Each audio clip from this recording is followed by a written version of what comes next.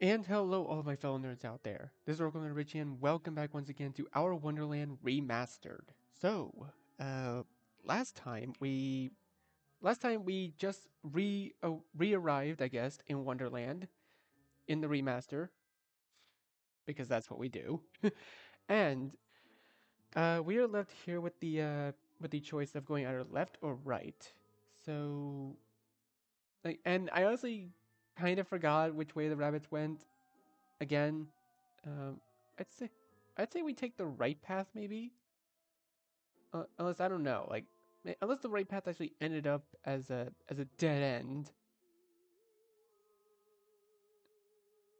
Wait, okay, wait. Let's say the college is behind us. The rabbits went left, so we have to go right. I think we'll go right then. Excellent choice, mon captain. Captain. It's quiet as we walk. No breeze rustles the trees or send shudders through the grass. No insects buzz from leaf to leaf. Not even far off call of a bird breaks the silence.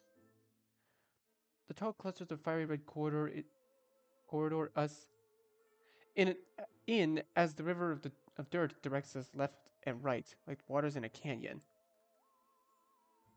Above us, the sky glitters a sunny orange.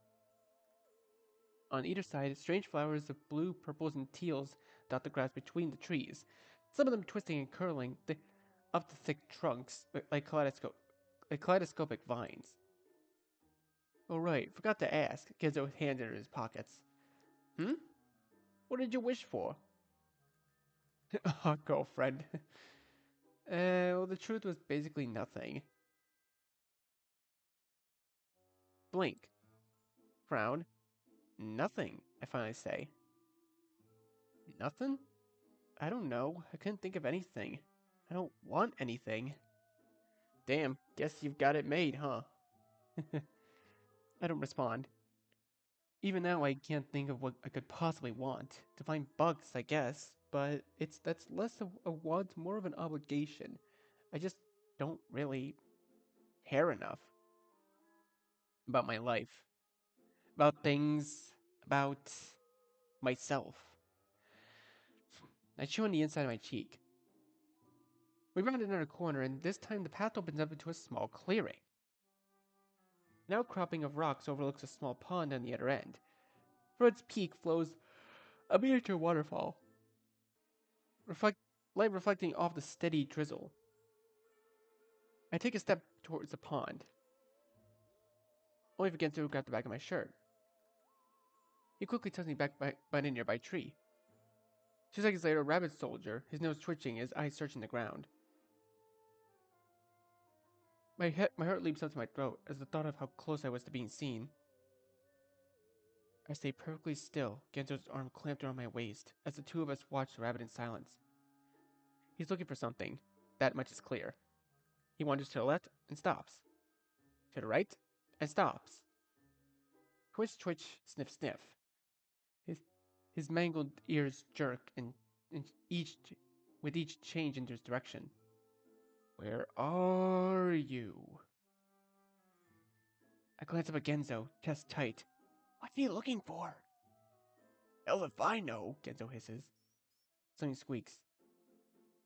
At that moment, a small white mouse rushes out from the brush near the pond. It circles once and twice, tiny tail dusting the ground, then dashes off at the trees. There you are! The rabbit takes off. If flying leap that has me questioning my eyes, he's on top of the mouse, large boot coming down on its tail. There's another squeak, pain this time, panicking. The mouse squirms against the grip of its tail, but its escape is futile. The rabbit raises its foot and brings down the mouse's body. Resulting squelch sends an electric shiver down my body.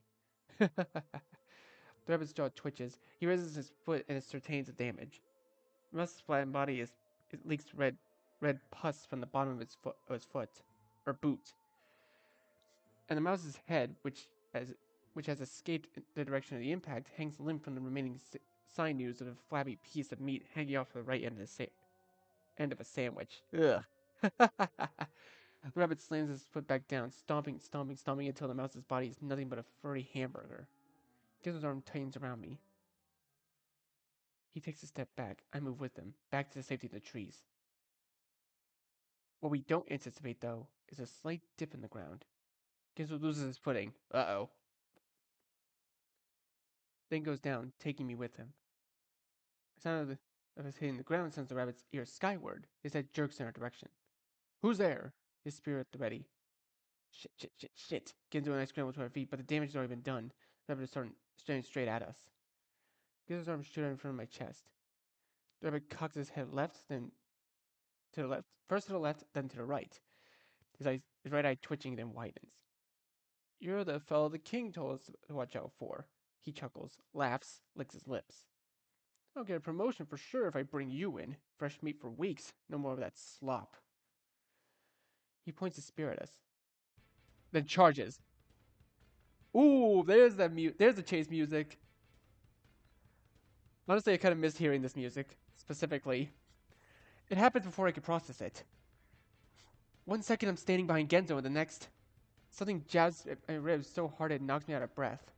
I'm weightless, falling, ground rushing, and just before my ass hits dirt, I see Genzo with an elbow stretched in my direction and a foot stretched in the other. The rabbit who less than a second ago had been standing a good 20 feet away is right next to Genzo. But at that point of his spear, but the point of his spear has missed, slicing a red line across Genzo's cheek. Instead, it is now thrust fruitlessly past him into the open air. The rabbit's head jerks left in surprise as his boot hits Genzo's foot. He stumbles forward, unable to stop himself before the tip of his spear crunches into the wood of the nearest tree. It's at that moment I hit the ground. You fucking... The rabbit alters between glaring daggers at Genzo and tugging the burrowed head of the spear. Genzo, however, wastes no time. He grabs the front of my shirt before I even have a chance to orient myself and wrenches me to my feet. Run! I do as I'm told. The two of us go streaking out across the clearing, past the outcropping of rocks, past the pond, towards where the path breaks off and follows a slowly expanding stream. How the hell were you able to do that? I have as my lungs fight for air. Just heard him coming is all. Genzo wipes the blood dripping down his cheek. River on our right and growing cliffside on our left, we run, the sound of our footsteps in time with the thudding of our hearts. What do you mean by that fellow the king told us to watch out for? I pant, trying to get my thoughts in order. Before either of us have a chance to answer my riddle question, Genzo skids to a halt. I follow suit, eyes growing 10 times the size of my head. The ground in front of us is no longer, well, ground. It's soft, lumpy, and pink. Giant slab of lopping flesh splayed out across the path and wide. 20, 30 feet across? It's a tongue. And it's connected to the largest eyeball I've ever seen in my entire effing life. Oh, not you again. Oh god, that music still sends shivers down my spine. I don't know why. It's round and wet and sitting on the side of a cliff face as though perched atop a throne. At our approach, its oversized pupil swivels with an almost inaudible rumble. I stare straight at us. What the fuck? Genzo perfectly verbalizes my own thoughts for me. I don't remember that being here before. Take a step back from the slimy pink hunk of flesh draped across the path and lapping at the river water on the other side. You couldn't pay me enough money to walk across that thing, Genzo looks out about ready to retch. Despite my mutual feelings, I also know that Rabbit's going to be on our asses in a matter of minutes, if even that. I quickly scan our surroundings, looking first at the steep rocks to our left and then the river to our right. The cliffs seem out of the question, but the river isn't too wide and there doesn't seem to be much of a current. Just as I'm studying the intricacies of water patterns, I feel a tug at my shirt. My head snaps down, eyes refocus themselves since I'm taking a sight of a small creature staring up at me. Oh, not you again! I jerk backwards with a cry of surprise. What the hell is that thing? Gizmo comes up behind me with, just as I've recovered enough to ponder the same question myself. It's a small, only coming up to my knees, but its head is large and puffy and oblong. And red, bright red, almost like a tomato. Two beady black eyes rest above its ginormous, shit-eating grin, and its stunted pockets Its stunted, pocketed arms waver slightly each wave of its chest. What do you want, little guy? I pop a squat, hoping to decrease my height to make it appear less of a threat. It warbles something incomprehensible and waggles its tentacle-like arms off to the right. I turn my gaze in the direction of it's pointing to see a neat wooden bridge stretch across the width of the river. Hey, there's a bridge! My brows furrow. I swear that wasn't there before. Trying to help us then, are you, little dude? Now it's Genzo's turn to kneel, though he has a lot less height to lose. The creature joggles its arms again with a happy warble. It certainly seems like it wants to help us, though I can't shake the oddity of the bridge. There's no way it wouldn't have noticed that. I wouldn't have noticed that when I was surveying our surroundings earlier. Still, our only option is. I turn to look at the hulking tongue again. There's a stagnant pool of saliva saturating the dirt in front of it, and the giant gooey eye is still watching us. I clench my hands in my curl in my curls with a groan. There you are. I spin around. Only to see a rabbit at the end of the path, spear pointed right at us. Dude, I swear this music sounds a lot like Mystery Dungeon music. It sounds like music you hear in Pokemon Mystery Dungeon. Like, I can't put I can't put my finger on it, but it sounds like one of the tracks. My heart promptly drops into my stomach. Fuck. Genzo takes a step backwards. Even our tiny acquaintance brings its arms to its mouth in fear. What are we doing, Eggs? I can already see the rabbit rearing up for a charge. I had to make a choice now. The bridge or the tongue. I made the mistake before of picking the bridge. Before. I remember that mistake, and I am not going to be making that mistake again. Best bet is the tongue. It's gotta be. There's something wrong about that bridge. Too wrong. In that moment of indecision, I choose to go on my gut, as much as it pains me to do. Damn it! I groan. To the tongue! To the tongue! What? Genzo squeaks, his voice raising 2 octaves. But there's no time to explain. I grab his sleeve as he's throwing the creature a pained look, and drag him towards the heaving pink slob. We clamber on top of it just as the sound of raising footsteps fills the air behind us. Our fingers and knees sink into oozing, squishy flesh. I immediately roll forward to escape the edge of the rabbit's potential grip, flopping down to top the porous mass. Once Genzo is safe next to me, I throw a glance back to see the rabbit glaring at us angrily from the solid ground. He's not following us, I muse. Genzo jabs angrily at his chest. I wouldn't follow us. He has a point. All the more reason for us to get across this thing as quickly as possible. I push myself shakily to my feet and try to take a step. But walking across this gelatinous surface turns out to be akin to walking across a waterbed, a very gooey waterbed. I probably slipped and fall face first into a pink pulp. Saliva gushes up through the jingling pores. Next to me, Genzo is crawling forward on all fours, his face betraying his disgust. This is the most disgusting thing I've ever done in my life. I shakily rise up on my hands, fingers sinking into the tongue's flesh, and bubbleless nodules on the surface scrape against my palms. Let's just hope it's not the last thing you'll ever do in your life. I wince and follow after him, saliva quickly saturating my knees and my jeans. It's slow going. Not only does the sponge-like surface make it difficult to balance, but... Okay, so yeah, I thought I skipped something. Difficult to balance, but the slick film of saliva makes it nearly impossible to build up any sort of momentum. I keep my eyes trained forward as I crawl, trying not to look or think, but viciously seeping up beneath my fingers. It's watching us. Genzo's voice catches. I glance to my own to the left. The pupil of the cyclopean eye is fixed straight on us, unmoving, hawkish. I immediately jerk back up under the front, shudder zipping down my spine. Just keep moving. We're halfway there, halfway across the vast ocean of pink. We just need to keep moving. It's at that moment that the tongue moves. It starts at a low rumble, then a foreshock prefacing its upcoming quake. Then the colored flesh begins to undulate, giving rise to rippling tremors that send our bodies bobbing. Genzo! I attempt to crawl forward towards him. Just a veritable mountain of flesh rises up from the ground, taking us with it. Fuck! Genzo loses his balance and lands on Splat's back, his hands on his head. The, gro- the growing hillock takes us up, up, up, higher and higher. I dig my knees and fingers into the gooey pink sinews to keep from sliding off and cracking my skull open on the ground far below. The mouth continues to rise until just as I fears I'm about to lose my grip. It shifts gears, no longer reaching for the sky, but instead rolling like a wave. The upsurge of flesh ripples, crests, then surging forward, taking us with it.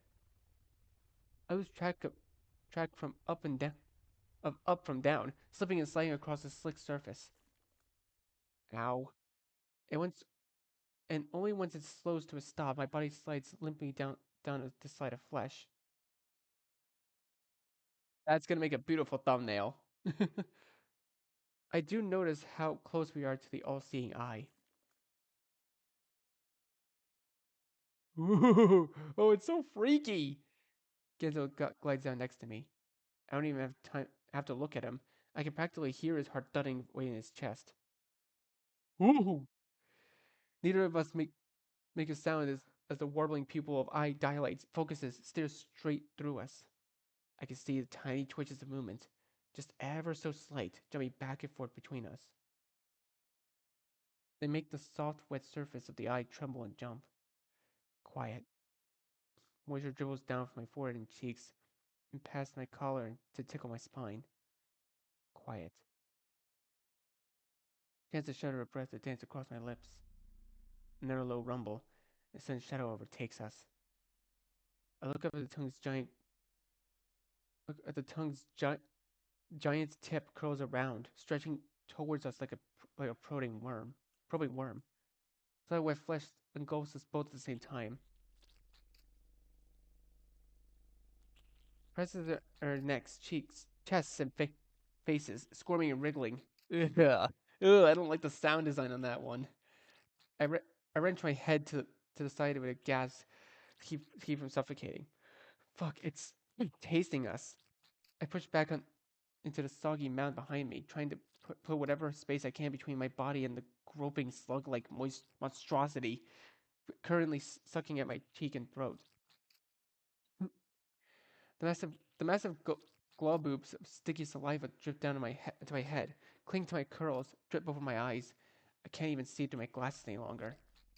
It oozes and crawls up and down my skin, grinding into my hair and slurping at my ear, my chin, my collarbone. No. And once his entire upper half is dripping with muck that pulls away, leaving me plastered with a porous surface behind me, looking like I've been frisked by a slug. I peer over the blurry lenses of my glasses at Genzo, who looks similarly depredated. His cap is half cocked atop his head, scruffy hair forming erratically gelled points. Consider that a memory I'd like someone to permanently purge from my mind. No sooner has Genzo said smart retort left his mouth than a giant watery pupil of our captor moves. It whirls back, pulling a full circle before returning to its previous position. Ugh. Only this time it's sprouting thousands of tiny lines. Oh, it's so creepy. One of the lines pop open, revealing another smaller eye, followed by another, then another. Popping open by the hundreds, countless dots of white atop of the shuddering surface. Then the biggest line of all of them bisects the entire eye. It splits wide open to a giant roar. I think it liked what it tasted. Genzo screams as the creature shrieks again, a deep, throaty howl that has me clutching at my ears. Behind us, the tip of the tongue has uncurled itself. Now the entire tongue is rising and tilting, holding a monstrous slide of doom that ends straight inside the nightmare's mouth. I scramble into motion, clawing upwards as fast as I can, attempting to dig my hands, my fingers, my nails into the tongue's slick surface. But the higher the tongue tilts, the further I slip. It's all I can do to keep from tobogganing straight down the chute like I'm on a slip and slide from hell. Iggy! Genzo's voice grabs my attention. Through my panic, I see him brandishing what appears to be a screwdriver. I never leave the workshop without it. What? But before I can question his motives, he slams the sharp metal end of his trusty bike tool into the quivering flesh of the tongue.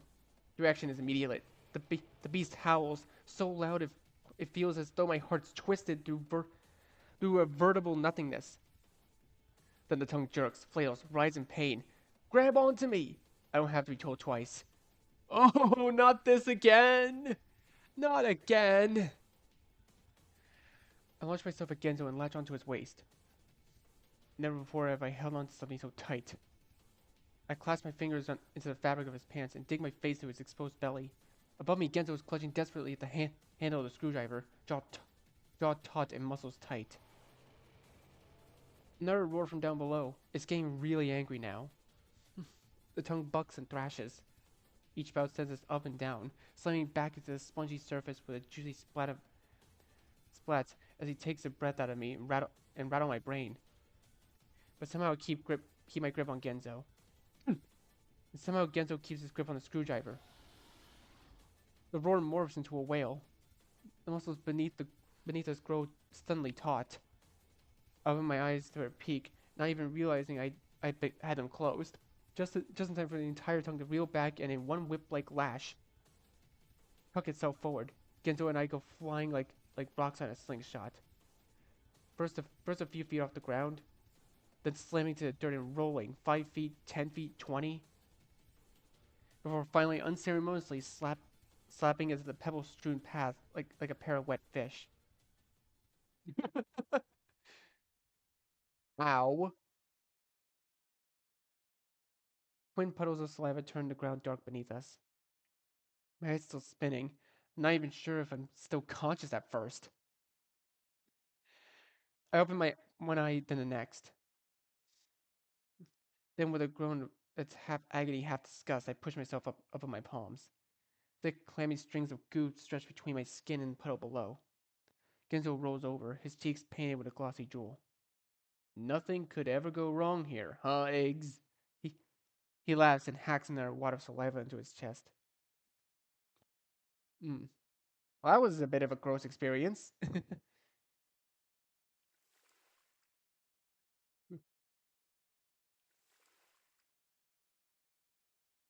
I rub my face until it's raw, splashing water on it again and again and again, but I still can't seem to dispel that feeling of muck clinging to my pores. We're in the shoals of the river, up to our knees in the water and rinsing our hair, our clothes, our mouths. Gizzo takes his jacket off and is kneading it atop his knee like a washboard. His hair sticks up in errant wet puffs that shudder with each jerk of his shoulders. My glasses are the worst. No matter how many times I rinse and buff these lenses, the prismatic glitter remains.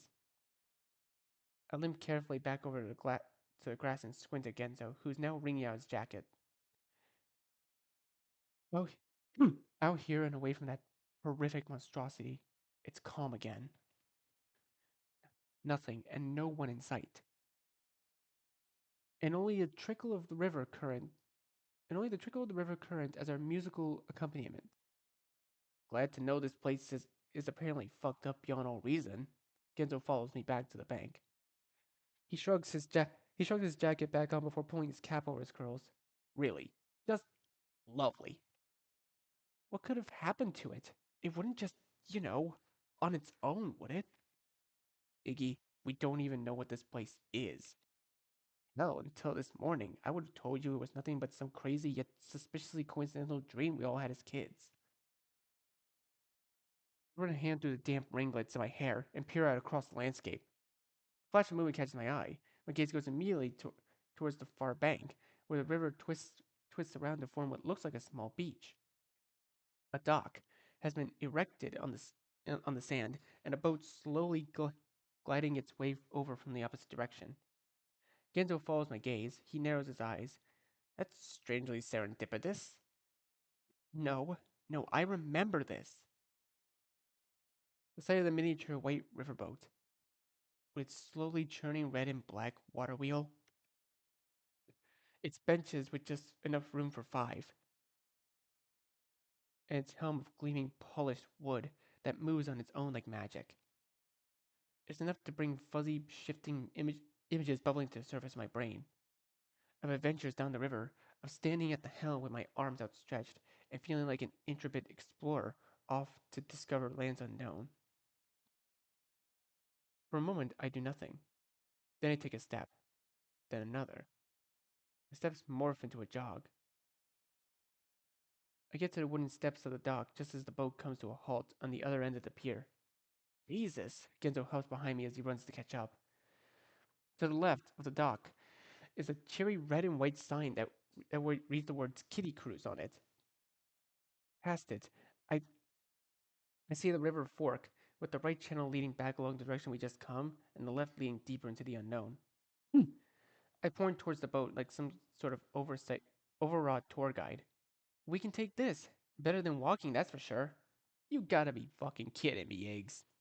Oh, I'm sorry. Did you want to stay on the road with a giant man-eating eyeball and the homicidal rabbit guards? Hey. Genzo raises a finger, then lowers it with a shrug. Come on, I remember riding this all the time. I urge as I start up the steps. My ascent was halted, however, by a jovial, high-pitched voice from the other side of the railing. We ride the kitty cruise! Sail the waves for days! Adventure like you never had, the end of your malaise. I stop and blink, then lean over the railing for a peek at the ground below. It's a flower. Brilliant white petals adorn its oversized head, its glossy green leaves shimmy with its dance-like movements. It has no mouth, but somehow the words are all the same, melodic and sprightly. Gentle sailor, pack your bags for pearls on the prowl. Just don't be falling overboard, or else you'll need a towel. Genzo wanders over, hands on his hips. The flower comes up to his waist. It twists atop its roost, as though looking up at him. Cap of orange, scant of height. The pallid yearnings of cloak you cloak in trite, are more glaring than your loss of sight. I raise a brow. What's that supposed to mean?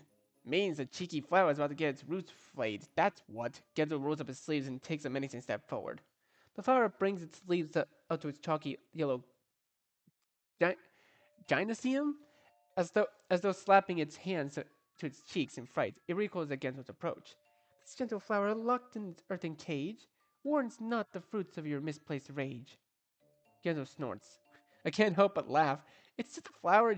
It's just a flower again. No need to get so worked up. Says the one getting ridiculed by. Says the one not getting ridiculed by it.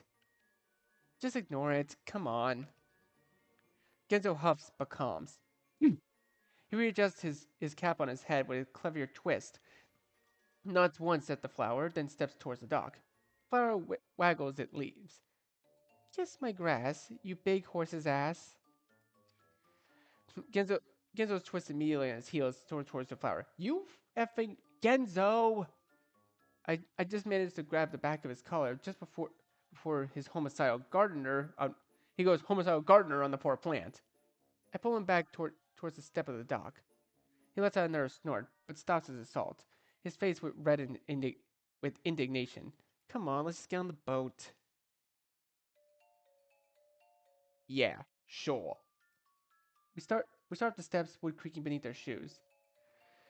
Though soothing breeze and charming dale await you on the gentle creek. When through the collector's yard you sail, those who with no wish to join him must not peek.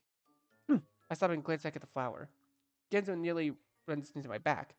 What's the holdup? I thought you said not to listen to that thing. I I lick my lips. The flower is back to its normal chipper dance. Yeah, you're right. It's nothing. Come on. The boat is still anchored at the end of the dock, almost as though waiting for us, and the memories are stronger now. I can see it in my mind. in my mind as clearly as though it were yesterday. Me at the front, my hands on the wheel as though steering us towards the horizon. Get Genzo and Gidja in the first row seats. Gidja had enjoyed letting her fingers run through the water as we drifted slowly down the river. And Genzo, yes, that's right. Genzo had constantly joked about throwing Orlum overboard, something about a sacrifice to the sharks. And Orlum, sitting behind him, would always get the look he would get that look like he was about to pee his pants. While Bucks was in the seat over would already be anxiously searching the water in search of dorsal fins, and her eyes wide. I look at the boat now, so small, when back then it felt like a mighty galleon. Damn, Eggs, you're right. I'm starting to remember now too. This boat used to be the shit. Genzo pushes past me and throws his leg into the boat. It bows back and forth in the water as he boards. I wait until he's situated in one of the seats before following suit, not wanting to completely capsize the thing. For a moment, I worry that it might sink beneath our combined weight. We're quite a bit larger than when we last time we rode, but it ultimately holds true. Genzo raises an arm into the air. Toot toot! Let this tugboat tuggin'.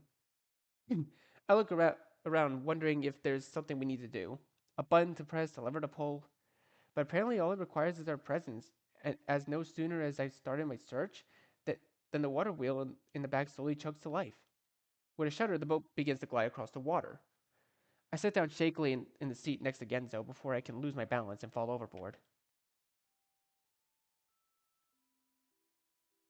Oh, there's that. I remember this music. The river is calm, smooth, and the boat cuts through the water like butter, slowly but steadily. Once it reaches the fork in the river, it turns left automatically, taking us further away from our cottage and the rabbit guards and that hellish ocular creature. Genzo leans back, feet propped up on the edge of the boat, head resting in his arms. I'll admit, this is much better than walking.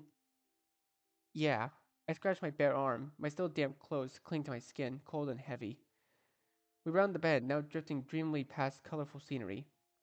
Knolls of gold and green slope upwards and away from the riverbank, and a red and purple trees stretch towards the orange sky.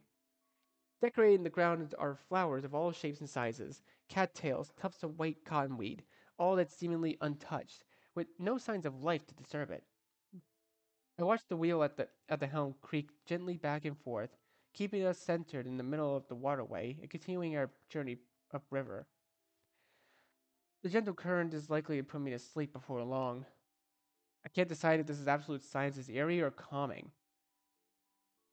I shift to my seat, hands in my lap and thumbs batting at each other, then toss a glance at Genzo. He's got one eye open, studying me. What?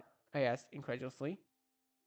He shrugs. Just don't want to forget what you look like when this is all over. I bite the inside of my lip, a twinge of guilt rising up again. Genzo, as for me though, that I'll gladly forget.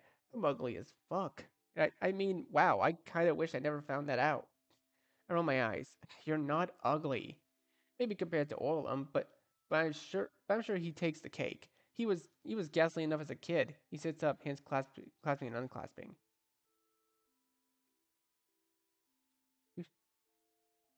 Dude, I remember a lot of this game. Like, dude, honestly, just the fact that it gets a remake is awesome. You should really lay off him, you know. You miss out on all the fun. Besides, the fucker brings it on himself. He really used to look up to you, you know.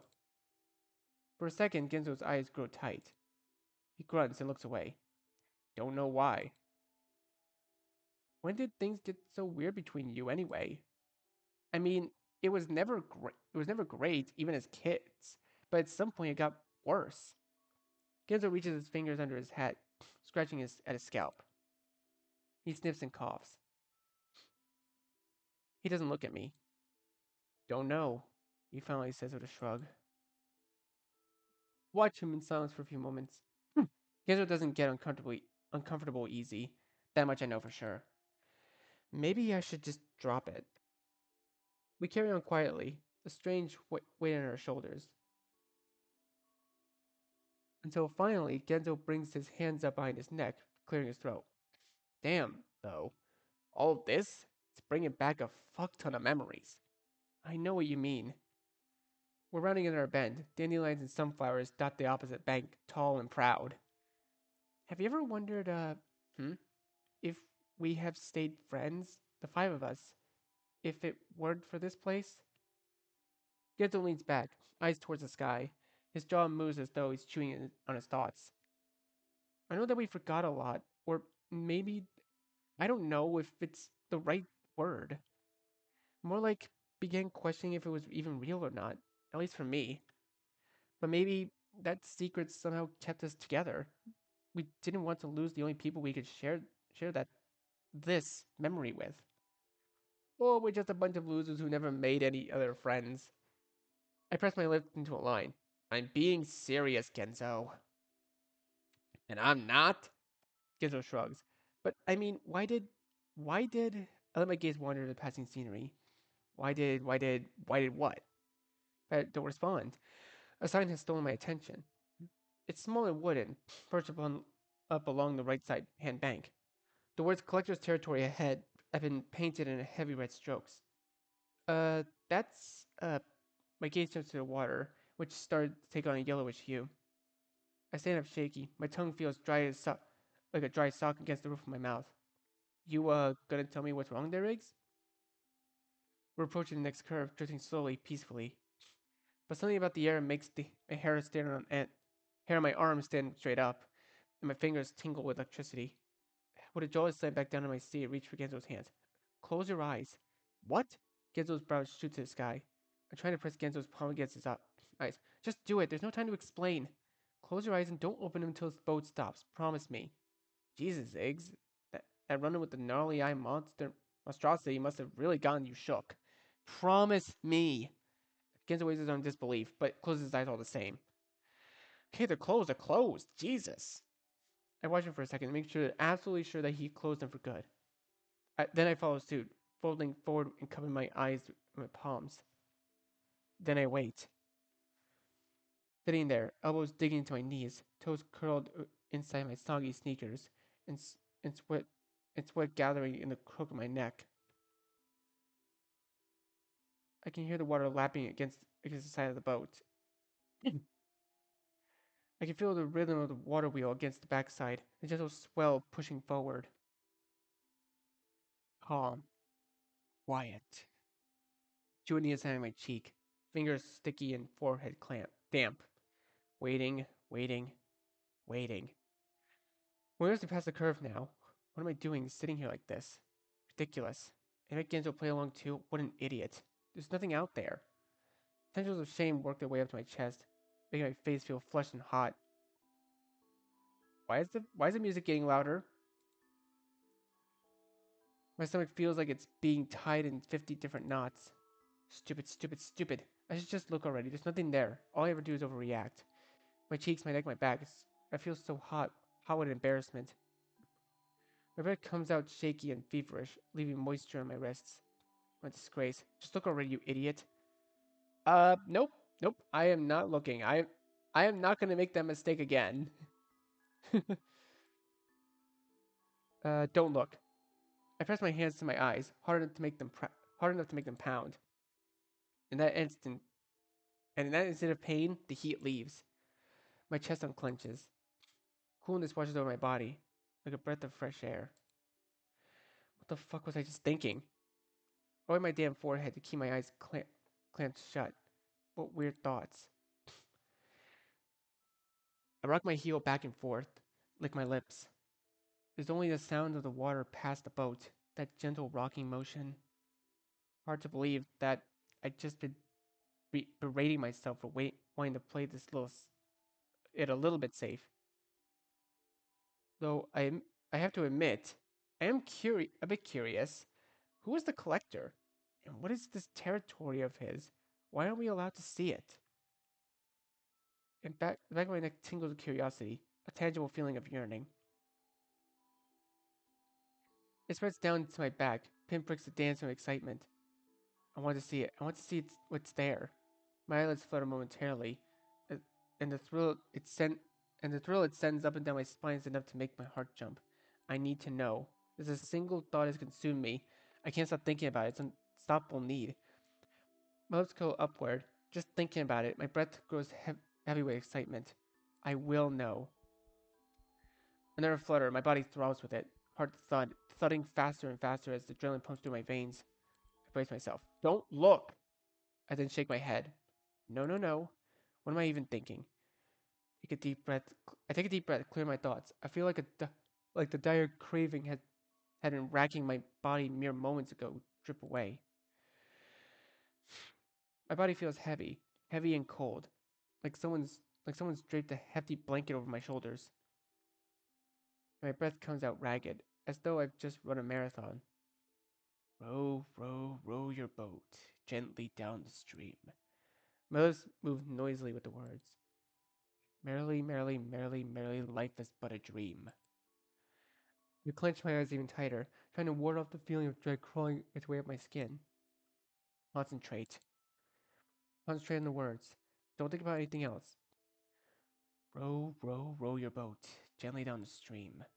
I nod my head with the rhythm. Merrily, merrily, merrily, merrily, life is but a dream. Even my heart seems to be pounding in time. I can feel it in my arm, warm, throbbing heat that wants to burst out of my veins. Merrily, merrily, my head swims. Merrily, merrily. I rock back and forth on my heels, humming beneath my breath. Life is but a dream. Iggy, we're here, we made it. You can open your eyes now. I sit up, unsure. Genzo's voice comes from the right towards the front of the ship. He sounds confident, assured. Come on, Iggy.